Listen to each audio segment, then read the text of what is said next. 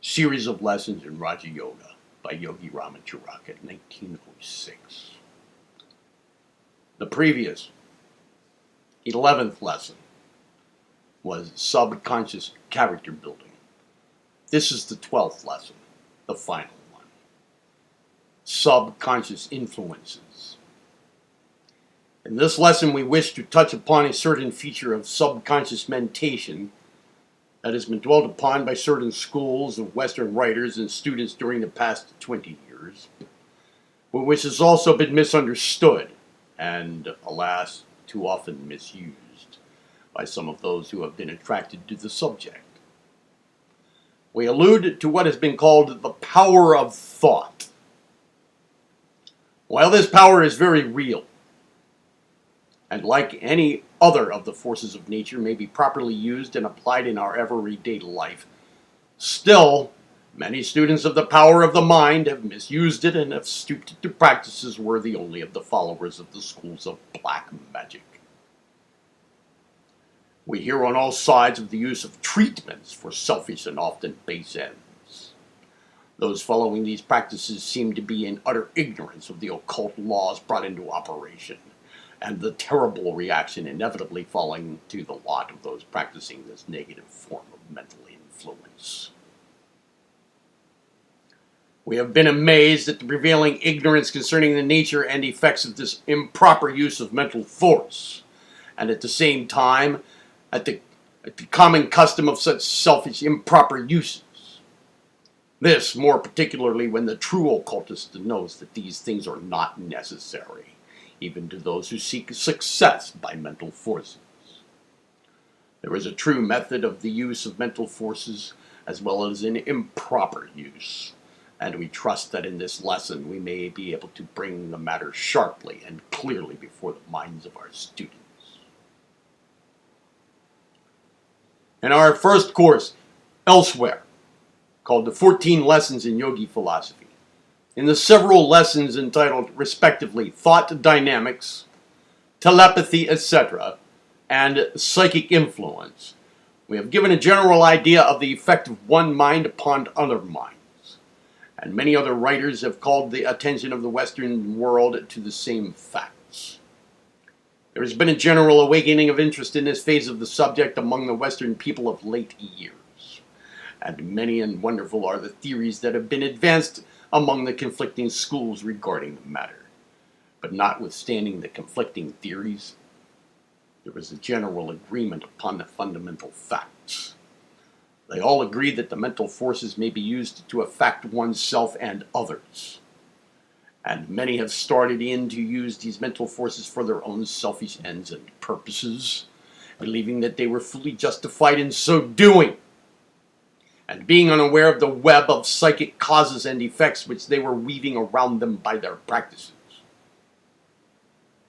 Now at the beginning, let us impress upon the minds of our students the fact that while it is undoubtedly true that people who are unaware of the true sources of strength within them may be, and often are, affected by mental force exerted by others, it is equally true that no one can be adversely affected in this way providing he realizes the I within himself, which is the only real part of him, and which is an impregnable tower of strength against the assaults of others. There is no cause for all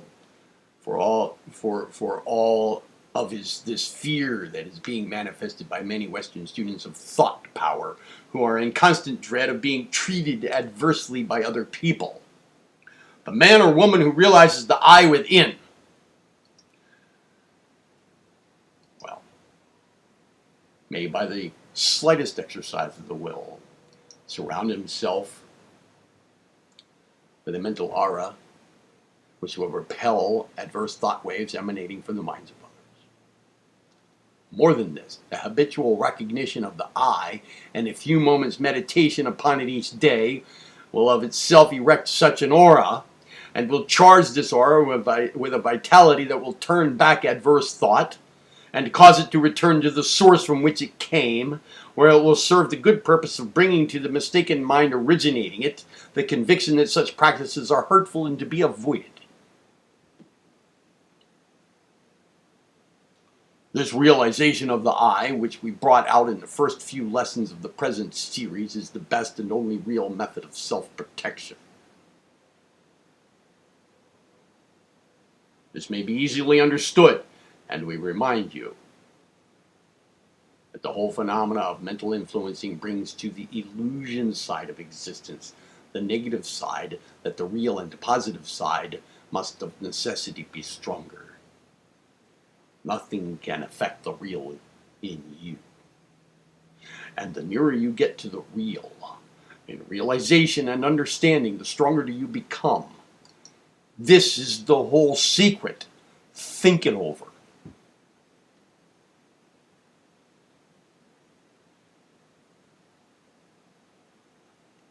But there are comparatively few people who are able to rest firmly in the I consciousness all the time, and the others demand help while they are growing. To such, we would say, creep as close to the realization of the I as possible, and rest your spiritual feet firmly upon the rock of the real self. If you feel that people, circumstances, or things are influencing you unduly, stand up boldly and deny the influence. Say something like this: I deny the power or influence of persons, circumstances, or things to adversely affect me. I assert my reality, power, and dominion over these things. These words may seem very simple, but when uttered with the consciousness of the truth underlying them, they become as a mighty force. You will understand, of course, that there is no magic or virtue in the words themselves. That is, in the grouping of the letters forming the words, or the sounds of the words, the virtue resting in the idea of which the words are the expression. You will be surprised at the effect of this statement upon depressing or adverse influences surrounding you. If you who are reading or hearing these words now, feel yourself subject to any adverse or depressing influences, will stand up erect, throwing your shoulders back, raising your head, and looking boldly and fearlessly ahead, and repeat these words firmly and with faith, you will feel the adverse influences disappearing. You will almost see the clouds falling back from you. Try it now, before going any further here, and you will become conscious of a new strength and power. You are perfectly justified in thus denying adverse influence. You have a perfect right to drive back threatening or depressing thought clouds.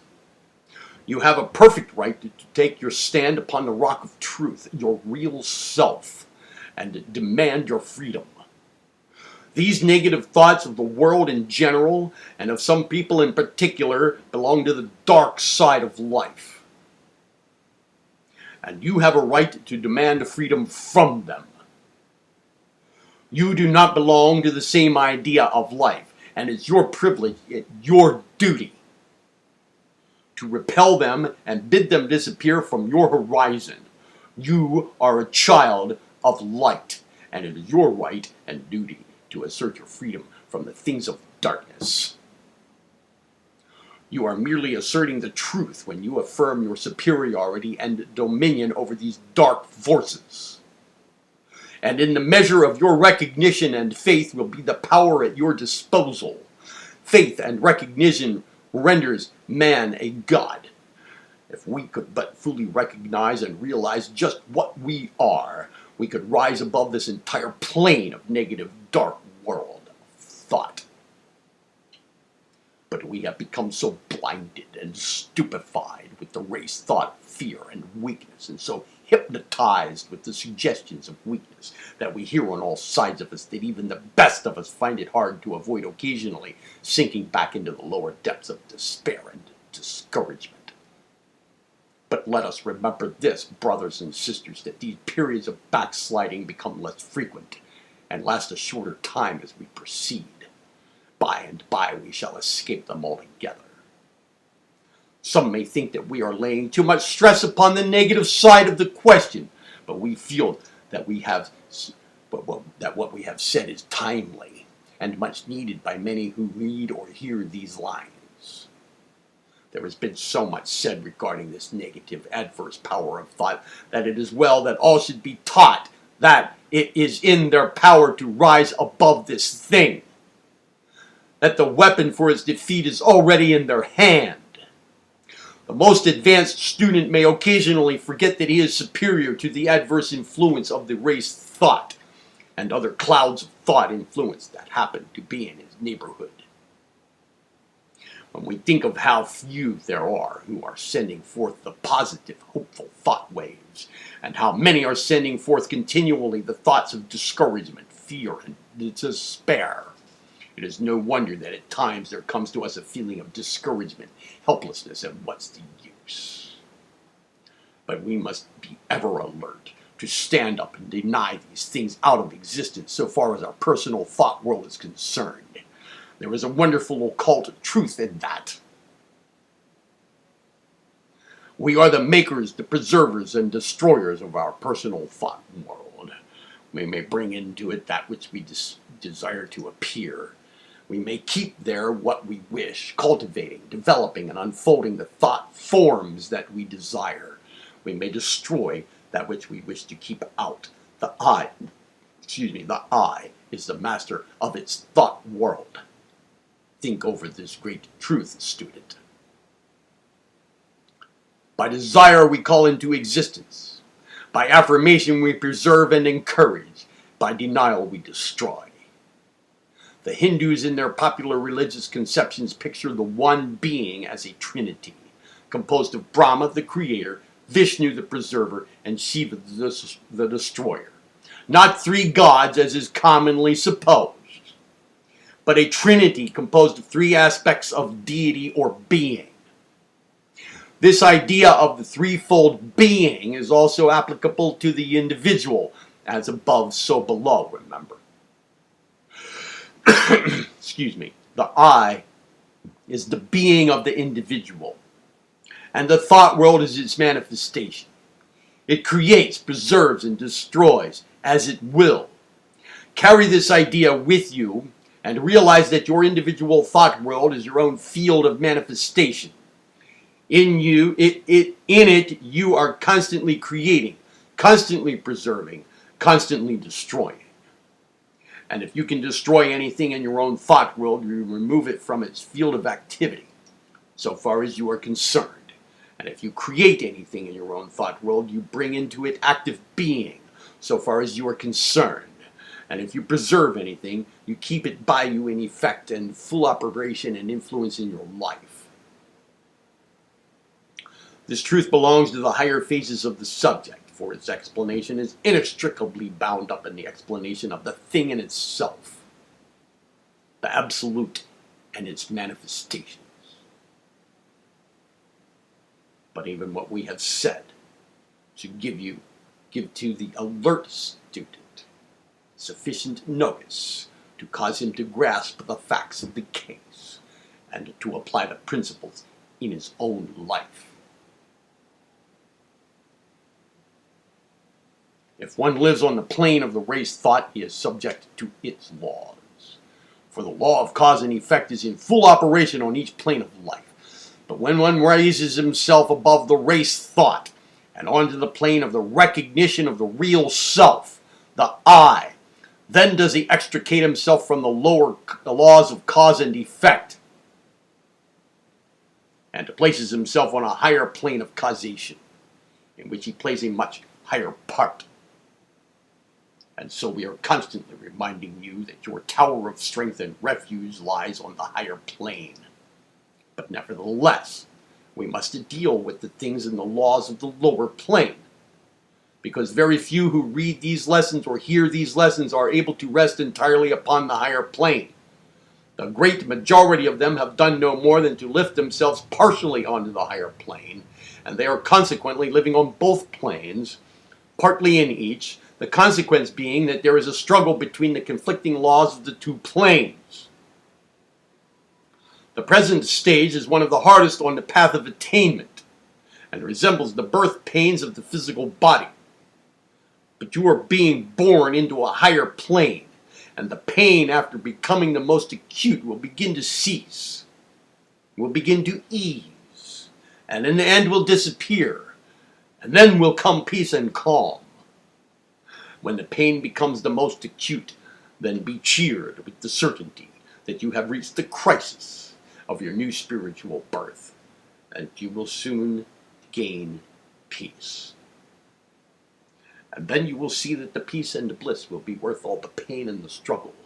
Be brave, fellow followers of the path. Deliverance is nigh. Soon will come the silence that follows the storm. The pain that you are experiencing, well do we know that you are experiencing the pain. It's not punishment, but is a necessary part of your growth. All life follows this plan. The pains of labor and birth ever precede the deliverance. Such is life, and life is based upon truth, and all is well with the world. We do not intend to speak of these things in this lesson, but as we write, there comes to us a great cry for help and a word of encouragement and hope from the class which is taking this course of lessons, and we feel bound to respond as we have done. Peace be with you, one and all. And now, we will begin our consideration of the laws governing what we have called subconscious influence. All students of the occult are aware of the fact that men may be and are largely influenced by the thoughts of others.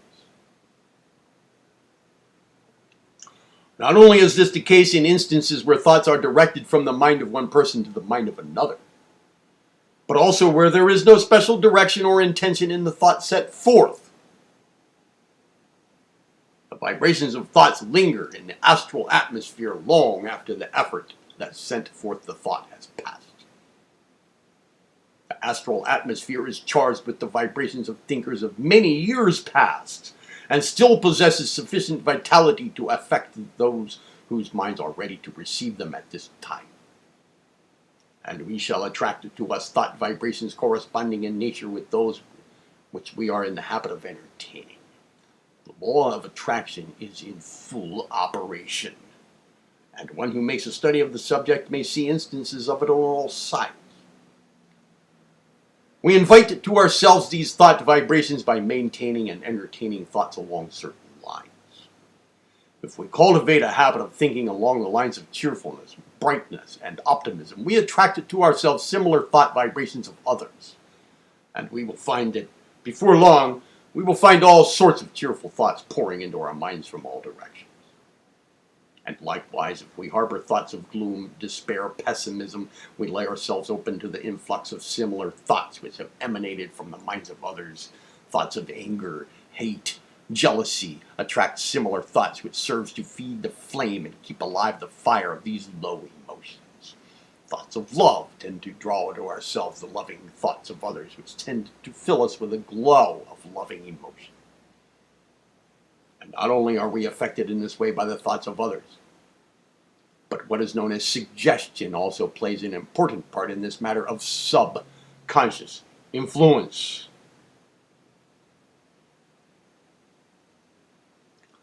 We find that the mind has a tendency to reproduce emotions, moods, shades of thought, and feelings of other persons or words.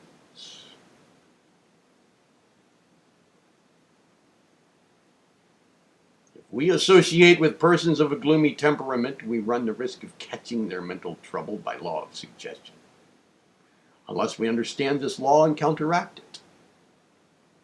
In the same way, we find that cheerfulness is contagious, and if we keep in the company of cheerful people, we are very apt to take on their mental quality.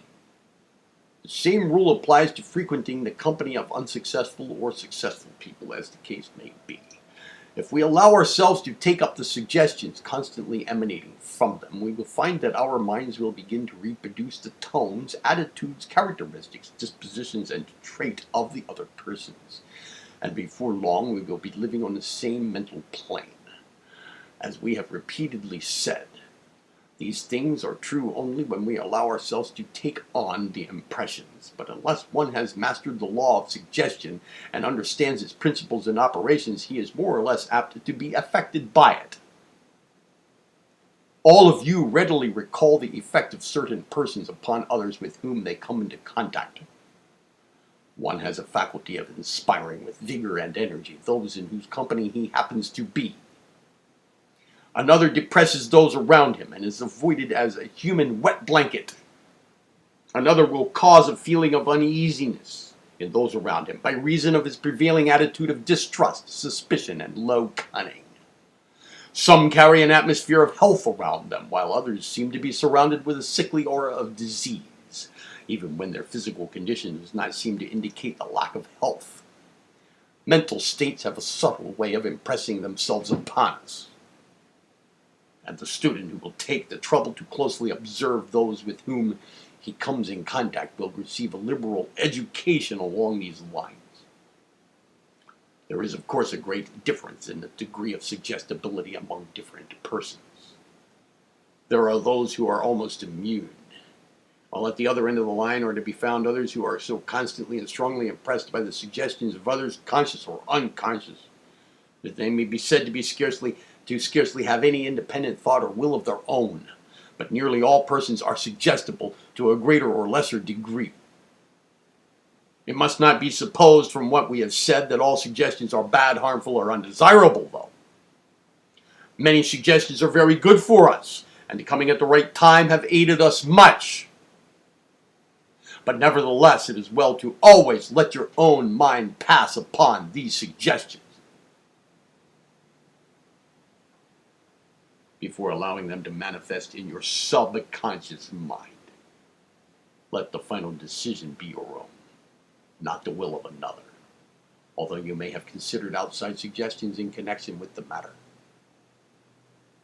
Remember always that you are an individual, having a mind and will of your own. Rest firmly upon the base of your I consciousness, and you will find yourself able to manifest a wonderful strength against the adverse suggestions of others. Be your own suggester. Train and influence your subconscious mind yourself, and do not allow it to be tampered with by the suggestions of others. Grow the sense of individuality. There has been much written of recent years in the Western world regarding the effect of the mental attitude upon success and attainment upon the material plane. While much of this is nothing but the wildest imagining, still there remains a very firm and solid substratum of truth underlying it all. It is undoubtedly true that one's prevailing mental attitude is constantly manifesting and objectifying itself in his life. Things, circumstances, people, plans all seem to fit into the general ideal of the strong mental attitude of a man. And this from the operation of mental law along a number of lines of action. In the first place, the mind, when directed toward a certain set of objects, becomes very alert to discover things concerning those objects, to seize upon things, opportunities, persons, ideas, and facts tending to promote the objects thought of. The man who is looking for facts to prove certain theories invariably finds them, and is also quite likely to overlook facts tending to disprove his theory. The optimist and the pessimist, passing along the same streets, each sees thousands of examples tending to fit in with his idea. As Kay says, when one is engaged in seeking for a thing, if he keep the image of it clearly before the mind, he will be very likely to find it, and that too, probably, where it would otherwise have escaped his notice. So when one is engaged in thinking on a subject, thoughts of things resembling it, or bearing upon it, and tending to illustrate it, come up on every side. Truly we may well say of the mind, as has been said of the eye, that it perceives only what it brings within the power of perceiving. John Burroughs has well said regarding this, that no one ever found the walking fern who did not have the walking fern in his mind. A person whose eye is full of Indian relics picks them up in every field he walks through. They are quickly recognized because the eye has been commissioned to find them. When the mind is kept firmly fixed upon some ideal or aim, its whole and varied powers are bent toward the realization and manifestation of that ideal. In thousands of ways, the mind will operate to objectify the subjective mental attitude, a great proportion of the mental effort being accomplished along subconscious lines. It is of the greatest importance to one who wishes to succeed in any undertaking to keep before his mind's eye a clear mental image of that which he desires. He should picture the thing desired and himself as securing it until it becomes almost real. In this way, he calls to his aid his entire mental force and power along the subconscious lines, and as it were, makes a clear path over which he may walk to accomplish it. Bain says regarding this, by aiming at a new construction, we must clearly conceive what is aimed at. Where we have a very distinct and intelligible model before us, we are in a fair way to succeed. In proportion as the ideal is dim and wavering, we stagger or miscarry. Maudsley says, we cannot do an act voluntarily unless we know what we are going to do. And we cannot know exactly what we are going to do until we have taught ourselves to do it. Carpenter says, the continued concentration of attention upon a certain idea gives it a dominant power, not only over the mind, but over the body. Muller says, the idea of our own strength gives strength to our movements. A person who is confident of effecting anything by muscular efforts will do it more easily than one not so confident in his own power. Tanner says, to believe firmly is almost tantamount in the end to accomplishment. Extraordinary instances are related showing the influence of the will over even the involuntary muscles. Along the same lines, many Western writers have added their testimony to the Yogi principle of the manifestation of thought into action. Kay has written, a clear and accurate idea of that which we wish to do and how it is to be effected is of the utmost value and importance in all of the affairs of life. A man's conduct naturally shapes itself according to the ideas in his mind. And nothing contributes more to success in life than having a high ideal and keep it constantly in view. Where such is the case, one can hardly fail in attaining it. Numerous unexpected circumstances will be found to conspire to bring it about, and even what at first seemed to be hostile may be converted into means for its furtherance. While by having it constantly before the mind, he will be ever ready to take advantage of any favoring circumstance that may present itself. Along the same lines, Foster has written these remarkable words. It is wonderful how even the casualties of life seem to bow to a spirit that will not bow to them, and yield to subserve design which they may, in their first apparent tendency, threaten to frustrate. When a firm, decisive spirit is recognized, it is curious to see how the space clears around a man and leaves him room and freedom. Simpson has said, a passionate desire and an unwearied will can perform impossibilities, or what seem to be such, to the cold and the feeble. And Maudsley gives to aspiring youth a great truth when he says, thus it is that aspirations are often prophecies, the harbingers of what a man shall be in a condition to perform. And we may conclude the paragraph by quoting Leighton. Dream, O youth, dream manfully and nobly, and thy dreams shall be prophets. This principle of the power of the mental image is strongly impressed upon the mind of the chela, or student, by the yogi teachers. The student is taught that just as the house is erected in accordance with the plan of the architect, so is one's life built in accordance with the prevailing mental image.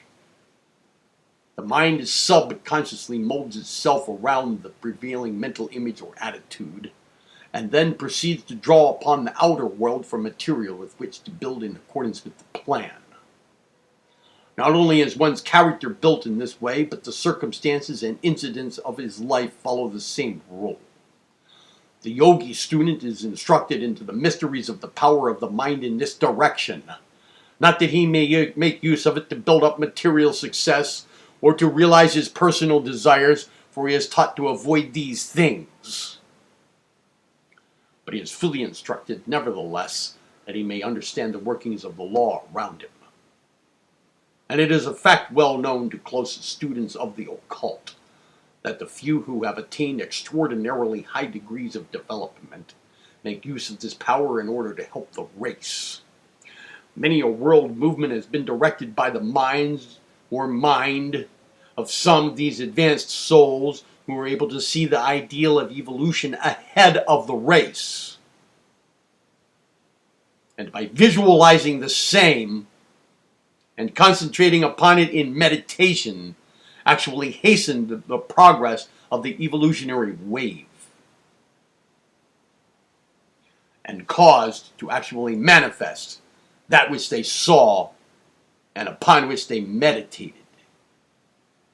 It is true that some occultists have used similar plans to further their own selfish personal ends, often without fully realizing just what power they were employing. But this merely illustrates the old fact that the forces of nature may be used rightly and wrongly. And it is all the more reason why those who are desirous of advancing the race, of assisting on the evolution of the world, should make use of this mighty power in their work. Success is not reprehensible, notwithstanding the fact that many have interpreted and applied the word in such a manner as to make it appear as if it had no other meaning or application other than the crude, material, selfish one generally attributed to it by reason of its misuse. The Western world is playing its part in the evolution of the race, and its keynote is accomplishment. Those who had advanced so high that they are able to view the world of men as one sees a valley from a mountain peak recognize what this strenuous Western life means. They see mighty forces in operation, mighty principles being worked out by those who little dream of the ultimate significance of that which they are doing. Mighty things are before the Western world today, wonderful changes going on. Great things are in the womb of time.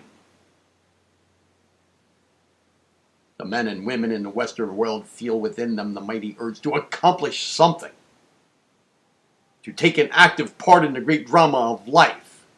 And they are writing, giving full expression to this urge, and are doing well in using every legitimate means in the line of expression. This idea of the mental attitude or the mental image is one of the greatest factors in this striving for success. In this lesson, we do not purpose giving success talks for our students. These lessons are intended to fill another field, and there are many other channels of information along the lines named. What we wish to do is to point out to our students the meaning of all this strenuous striving of the age in the Western world and the leading principle employed therein. The great achievements of the material world are being accomplished by means of the power of the mind. Men are beginning to understand that thought manifests itself in action, and that thought attracts to itself the things, persons, and circumstances in harmony with itself. The power of mind is becoming manifest in hundreds of ways. The power of desire, backed by faith and will, is beginning to be recognized as one of the greatest known dynamic forces. The life of the race is entering into a new and strange stage of development. And in the years to come, mind will be seen more clearly and still more clearly to be the great principle underlying the world of material things and happenings. The all is mind is more than a dreamy metaphysical utterance. That all is mind is more than a dreamy metaphysical utterance, is being recognized by the leaders in the world's thought. And as we have said, great changes are before the world and the race, and every year brings us nearer to the beginning of them. In fact, the beginning is already upon us. Let any thinker stop and reflect over changes of the past 6 years since the year 1900. Since the dawning of the 20th century, and he will be dull indeed if he sees not the trend of affairs. We are entering into a cycle, a great new cycle of the race, and the old is being prepared for being dropped off like an old worn-out husk. Old conventions, ideals, customs, laws, ethics, and things sociological, economical, theological, philosophical, and metaphysical have been outgrown and are about to be shed. The great cauldron of human thought is bubbling away fiercely, and many things are rising to its surface. Like all great changes, the good will come only with much pain. All birth is with pain. The race feels the pain and perpetual unrest, but knows not what is the disease nor the remedy. Many false cases of diagnosis and prescription are even now noticeable, and will become still more in evidence as the years roll by. Many self-styled saviors of the race, prescribers for the pain of the soul and mind, will arise and will fall. But out of it all will come that for which the race now waits. The changes that are before us are as great as the changes in thought and life described in the late novel by H.G. Wells entitled In the Days of the Comet. In fact, Mr. Wells has indicated in that story some of the very changes that the advanced souls of the race have informed their students are before the race. The prophetic insight of the writer named seemed marvelous until one realizes that even that writer is being used as a part of the mental machinery of the change itself. But the change will not come about by reason of the new gas caused by the brushing of the Earth's surface by a passing comet. It will come from the unfolding of the race mind, the process now being underway. Are not the signs of mental unrest and discomfort becoming more and more apparent as the days go by? The pain is growing greater, and the race is beginning to fret and chafe and moan. It knows not what it wants, but it knows what it feels, and that it feels pain and wants something to relieve that pain. The old things are beginning to totter and fall, and ideas rendered sacred for years by years of observance are being brushed aside with a startling display of irreverence. Under the surface of our civilization, we may hear the straining and groaning of the ideas and principles that are striving to force their way out onto the plane of manifestation. Men are running hither and thither, crying for a leader and a savior. They are trying this thing and that thing, but they find it not which they seek. They cry for satisfaction, but it eludes them. And yet all this search and disappointment is part of the great change, and is preparing the race for that which must come. And yet the relief will not come from anything or things. It will come from within. Just as when, in Wells' story, things righted themselves when the vapor of the comet had cleared men's minds, so will things take their new places when the mind of the race becomes cleared by the new unfoldment that is even now underway. Men are beginning to feel each other's pains. They find themselves unsatisfied by the old rule of every man for himself, and the devil take the hindmost. It used to content the successful, but now it doesn't seem to be so satisfying. The man on top is becoming lonesome and dissatisfied and discontented. His success seems to appall him, and in some mysterious manner. And the man underneath feels stirring within himself strange longings and desires and dissatisfaction. And new frictions are arising, and new and startling ideas are being suddenly advanced, supported, and opposed. And the relations between people seem to be unsatisfactory. The old rules, laws, and bonds are proving irksome. New, strange, and wild thoughts are coming into the minds of people, which they dare not utter to their friends. And yet these same friends are finding similar ideas within themselves. And somehow, underneath it all, is to be found a certain honesty. Yes, there is where the trouble seems to come. The world is tiring of hypocrisy and dishonesty in all human relations. It is crying aloud to be led back some way to truth and honesty in thought and action. But it doesn't see the way out. And it will not see the way out until the race mind unfolds still further. And the pain of new unfoldment is stirring the race to its depths. From the deep recesses of the race mind are rising to the surface old passions, relics from the cave dweller days, and all sorts of ugly mental relics of the past. And they will continue to rise and to show themselves until at last the bubbling pot will begin to quiet down. And then will come a new peace, and the best will come to the surface and the essence of all the experiences of the race. To our students, we would say, during the struggle ahead of the race, play well your part, doing the best you can, living each day by itself, meeting each new phase of life with confidence and courage. But do not be deluded by experiences, nor follow after strange prophets. Let the evolutionary processes work themselves out. And do you fall in with the wave without struggling and without overmuch striving? The law is working itself out well. Of that be assured.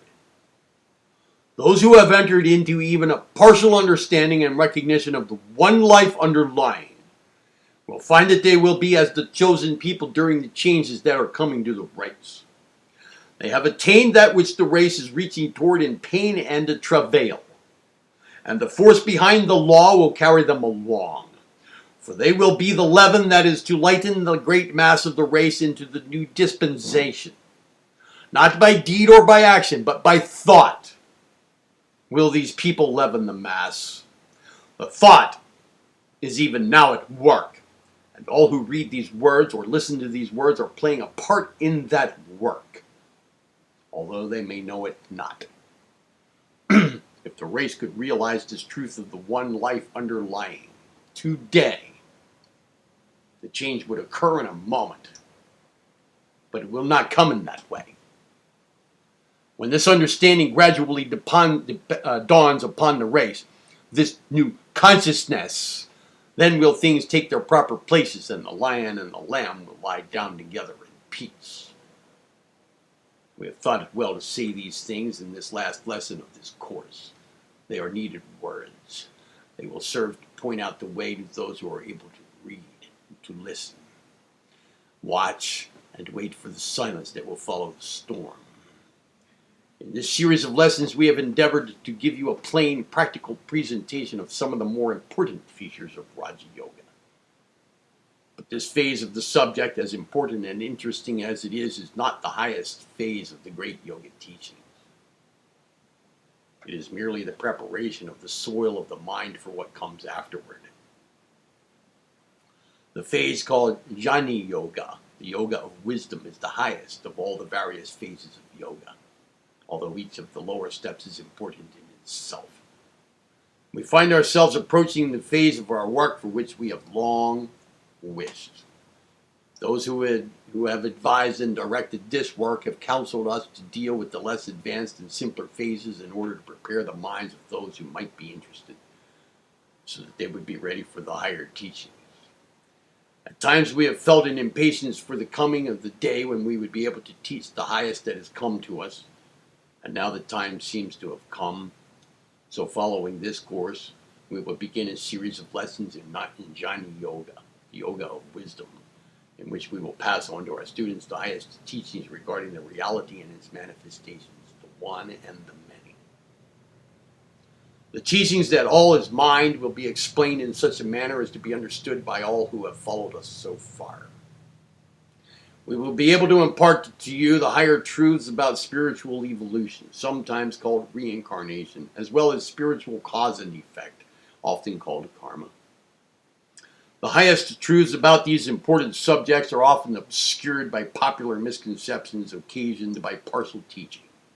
We trust that you, our students, will wish to follow us still higher, higher than we have ventured so far, and we assure you that there is a truth to be seen and known that is as much higher than the other phases upon which we have touched, as those phases have been higher than the current beliefs of the masses of the race.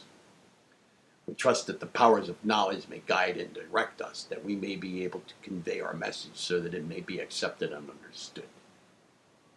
We thank our students who have traveled thus far with us, and we assure them that their loving sympathy has ever been a help and an inspiration to us. Peace be with you, Yogi Ramacharaka.